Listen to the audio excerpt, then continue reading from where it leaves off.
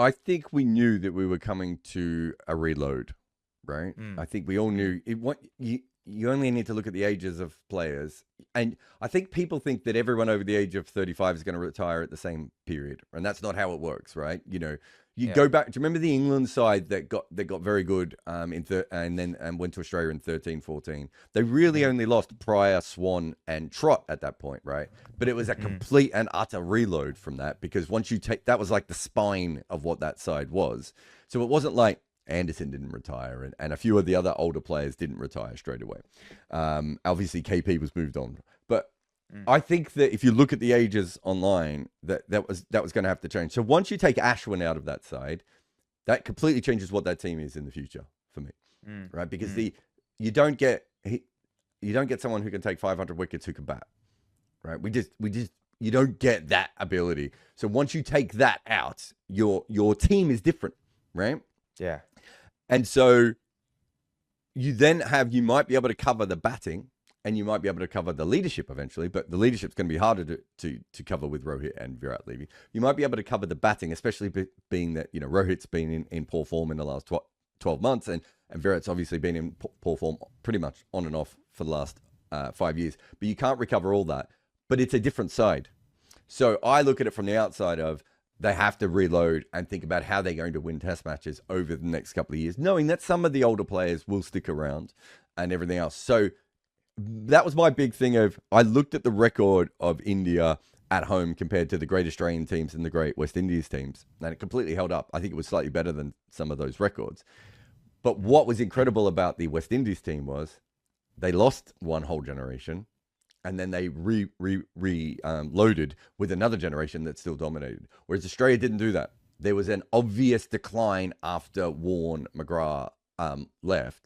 And so that's what I'm fascinated with from the outside. Are we seeing a team that is going to have to come back to the field a little bit, work out how to win it a little bit, work out how to take 20 wickets a test match while having a deep batting lineup, and then become good again, like Australia managed to do? Or are we seeing what we saw with the West Indies, which is the ability that there's so much talent in India at the moment that Washington can come in and play the Ashwin role, and Akshar can take over from Jadeja if he leaves, and then they Bumrah and Shami stay on, and maybe Prashid Krishna. But again, Shami back end of his career right now. Well, that's what I'm saying. So does Prashid Krishna become the bowler that I think he should have been for the last couple of years? And there's nothing about Prashid Krishna that says he shouldn't be a success in Test cricket. He's got a high release point. Absolutely. He's hard to play when he's back of a length. When the ball's moving around, he should be almost impossible to play at his pace. Like, if he can work it out, he can be great. But that's the thing that we're talking about. Mitchell Johnson was there at the end of McGrath and Warne. And how many years did it take Mitchell Johnson to become Mitchell Johnson? For him to become Mitchell Johnson. Yeah. And live up to his potential. That's the way that I look at it at the moment. I look at it from an analyst point of view of, the talent is there, but can this team just regenerate naturally, or does it need to have a slight decline? There aren't that many strong test teams at the moment, though, in the world. And that's my concern for Test cricket, right? As in, for me, if I have to speak about my perspective in this whole thing, I would say that I'm not concerned about India's white ball cricket. I think India is going to do great in white ball cricket. But as far as Test cricket is concerned, I'm not worried about the batting also, because I think we have enough quality batters in even as far as the youngsters are concerned, and they'll come and take up the ranks over Virat and Rohit and all of that, and that'll be fine. But for me, what my concern is about in Test cricket is bowling, right? Will we have the tools in the box as far as bowling is concerned to win Test matches, right? Jadeja's in the back end of his career. Akshar is not like, a spring chicken. He's basically 29, 30 years old, right? He hasn't played overseas much either. He hasn't played overseas as much, right? And then Ashwin's gone. Washington Sundar will get the opportunity now, but he'll have to work it all out. Now, do we have the quality of spinners that we had when Ashwin was coming through the ranks, right? Like, will we have a proper replacement for Ashwin? What kind of a role will Kuldeep play, and what will his effectiveness be abroad, right? What happens if Siraj and Bumrah are injured simultaneously, right? If what happens to the bowling then? Who takes the bowling on?